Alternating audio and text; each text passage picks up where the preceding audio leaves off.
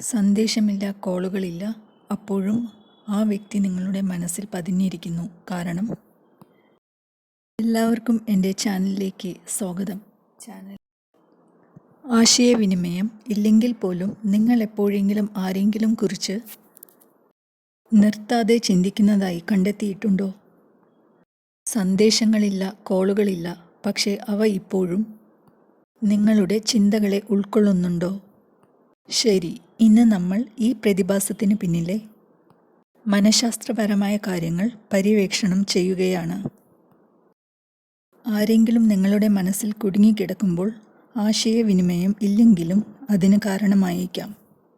പരിഹരിക്കപ്പെടാത്ത വികാരങ്ങൾ, പൂർത്തിയാകാത്ത ബിസിനസ് അല്ലെങ്കിൽ പ്രോസസ്സ് ചെയ്യാത്ത വികാരങ്ങൾ നിങ്ങളുടെ മനസ്സിൽ സൂക്ഷിക്കും. അറ്റാച്ച്മെൻറ്റ്, ശക്തമായ വൈകാരിക ബന്ധങ്ങൾ അവരെക്കുറിച്ച് ചിന്തിക്കുന്നത് നിർത്തുന്നത് ബുദ്ധിമുട്ടാക്കുന്നു. ജിജ്ഞാസ, അവർ എന്താണ് ചെയ്യുന്നതെന്നോ എങ്ങനെയാണ് ചെയ്യുന്നതെന്നോ ആശ്ചര്യപ്പെടുന്നത് നിങ്ങളുടെ മനസ്സിനെ ഇടപഴകാൻ സഹായിക്കും. വൈകാരിക നിക്ഷേപം, കാര്യമായ വൈകാരിക നിക്ഷേപം ഉപേക്ഷിക്കുന്നത് ബുദ്ധിമുട്ടാക്കും. മെമ്മറി ട്രിഗറുകൾ, ഒരു പാട്ടോ സ്ഥലമോ പോലുള്ള ചെറിയ ഓർമ്മപ്പെടുത്തലുകൾ അവരെക്കുറിച്ചുള്ള ചിന്തകളെ പ്രേരിപ്പിക്കും.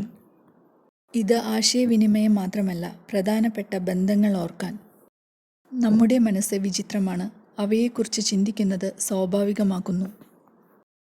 മനഃശാസ്ത്രത്തിൽ നോബൽ സമ്മാന ജേതാവായ ഡോക്ടർ ഡാനിയൽ കാനമാൻ അഭിപ്രായപ്പെടുന്നത് നമ്മുടെ തലച്ചോറിന് പാറ്റേണുകൾ തിരിച്ചറിയാനും സാമൂഹിക ബന്ധങ്ങൾ ഉൾപ്പെടെയുള്ള സുപ്രധാന സംഭവങ്ങൾ ഓർമ്മിക്കാനുള്ള കഴിവ് വിചിത്രമാണ്. ഉദാഹരണത്തിന്, നിങ്ങൾ ആഴത്തിലുള്ള സംഭാഷണങ്ങൾ നടത്തിയാലോ അർത്ഥവത്തായ അനുഭവം പങ്കുവച്ചാലോ നിങ്ങളുടെ മനസ്സ് ആ നിമിഷങ്ങളെ പുനർവിചിന്തനം ചെയ്തേക്കാം. നിങ്ങൾ സമ്പർക്കത്തിൽ ഇല്ലെങ്കിൽ പോലും ആരെങ്കിലുമൊക്കെ ദിവസങ്ങൾ, ആഴ്ചകൾ അല്ലെങ്കിൽ മാസങ്ങൾ പോലും നിങ്ങളെ സമീപിച്ചില്ലെങ്കിലും അവരെക്കുറിച്ച് നിരന്തരം ചിന്തിക്കുന്നത് നിങ്ങൾ എപ്പോഴെങ്കിലും കണ്ടെത്തിയിട്ടുണ്ടോ? നമ്മളുമായി ആശയവിനിമയം നടത്തുക എന്നതിനർത്ഥം നമ്മൾ വിലപ്പെട്ടവരോ സ്നേഹത്തിനും ശ്രദ്ധയ്ക്കും അർഹരാണെന്നോ അർത്ഥമാക്കുന്നില്ല. സങ്കടമോ നിരാശയോ തോന്നുന്നത് ശരിയാണ്, പക്ഷേ അത് നമ്മെ നശിപ്പിക്കാൻ അനുവദിക്കരുത്.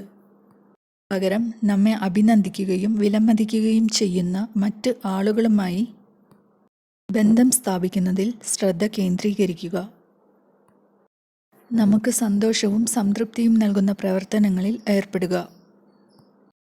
ഏറ്റവും പ്രധാനമായി ഓർക്കുക, നമ്മുടെ സ്വന്തം സന്തോഷം സൃഷ്ടിക്കാൻ നമുക്ക് കഴിവുണ്ടെന്നും നമ്മുടെ മൂല്യം സാധൂകരിക്കാൻ മറ്റാരുടെയും ആവശ്യമില്ല എന്നും. അതിനാൽ നിങ്ങളുടെ വികാരങ്ങൾ പ്രതിഫലിപ്പിക്കാത്ത ഒരാളിൽ നിങ്ങൾ കുടുങ്ങിയതായി കണ്ടെത്തിയാൽ ഒരു പടി പിന്നോട്ട് പോയി സ്വയം ശ്രദ്ധ കേന്ദ്രീകരിക്കുക.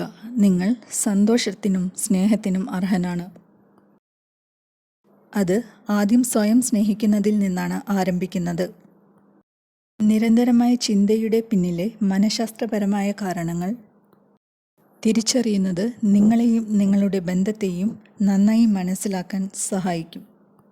നിങ്ങളുടെ മനസ്സിൽ ആരെങ്കിലും ഉണ്ടാകുന്നത് സാധാരണമാണെന്ന് ഓർക്കുക. എന്നാൽ അത് അമിതമാകുകയാണെങ്കിൽ ഒരു മാനസികാരോഗ്യ പ്രൊഫഷണലിൻ്റെ പിന്തുണ തേടുന്നത് പരിഗണിക്കുക. കൂടുതൽ മനഃശാസ്ത്രവുമായി ബന്ധപ്പെട്ട ഉള്ളടക്കങ്ങൾക്കായി ലൈക്ക് ചെയ്യാനും കമൻറ്റ് ചെയ്യാനും സബ്സ്ക്രൈബ് ചെയ്യാനും മറക്കരുത്. കണ്ടതിന് നന്ദി.